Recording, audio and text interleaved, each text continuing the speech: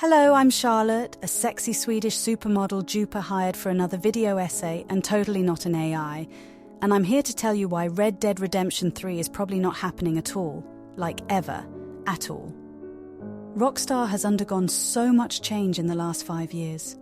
Yet we are still in some surreal denial phase. Rockstar is the next EA, or at least its parent company, Take-Two, is. It's a stretch to even say Rockstar is a shadow of its former self. Arguably, Rockstar is what EA wants to be.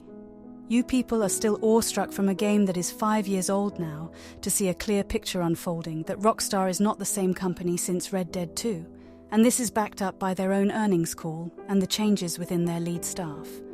Considering the recent actual earnings call from Take-Two, we know that they are full steam ahead towards live service gaming, what is known as GaaS, or Gaming as a Service, and their divergence into a licensing studio instead of a creative one. Their existing IPs are being carried by associated companies or third-party studios such as Double 11, which interestingly is a completely independent company made of former Rockstar Leeds employees. It's clear they have pivoted to a new business model designed to keep people engaged as long as possible by frequently adding new content and updates. They literally said so in their earnings call. The controversial acquisition of 5M and RedM, which are grassroots role-playing mods created by users, is indicative that they are publishers and not creators, and that they are in the industry of licensing the use of their IPs and technology. Why? Because the real money is when all the revenue streams pass through a single station, and that's Rockstar's. They are businessmen, not a creative studio.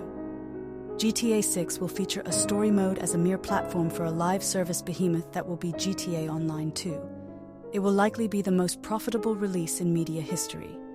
For Red Dead 3 to happen under Rockstar, it must follow likewise. For this reason, we should be wary of the fact that Red Dead Redemption 3 will probably never happen, if it even could. We already know from the loss of Bully, Midnight Club, Ella Noire, and a cancelled title named Agent, or some shit, they will happily cull another beloved IP for their fiduciary shareholder obligations, the next being Red Dead Redemption.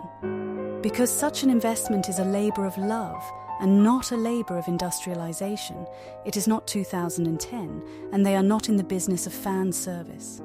For example, the Max Payne remakes are being developed by Remedy and published by Rockstar, which further compounds this. They are continuing a single-player non-primary property so long as it does not involve their own labour and developers, as long as they reap the lion's share. Well, they might lease the creative developmental rights of Red Dead 3 if they ever think it's worth it, which, mathematically speaking, it is not. However, if RedM role-playing can revive its relevance as a live service platform, then it is feasible. We just know from the death of Red Dead Online that they are not going to support the development unless it can be platformed for, you guessed it, live service.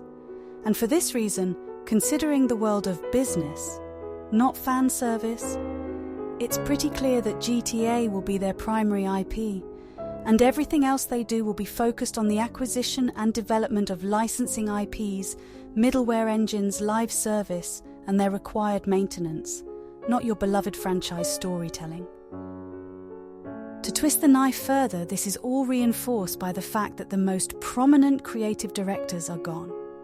Not only Dan Houser and Leslie Benzies had left Rockstar, now Michael Unsworth, the vice president of writing, has also left the company last month, leaving only Rupert Humphreys.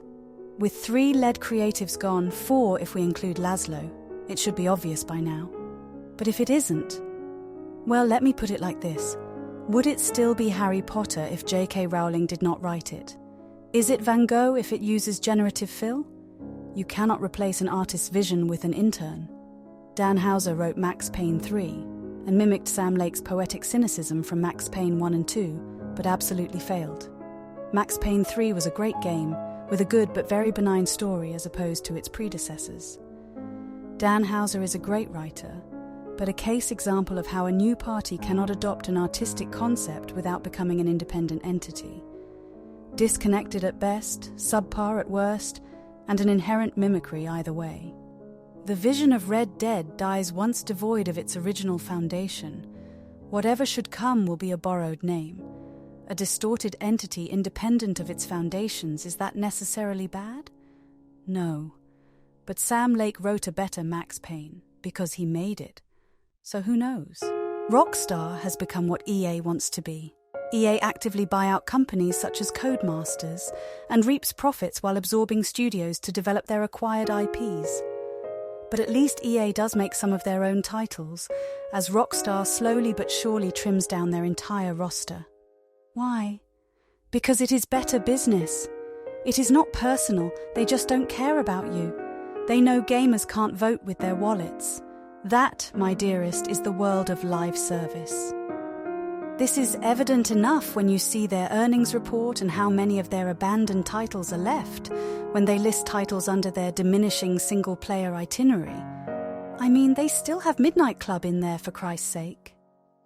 Red Dead Redemption 3 is unlikely to happen, and even if it does, it won't be your Red Dead Redemption. They have moved on, and so should you. I'm Charlotte, and thank you for listening to my TED Talk. Subscribe to JUPA, and goodbye.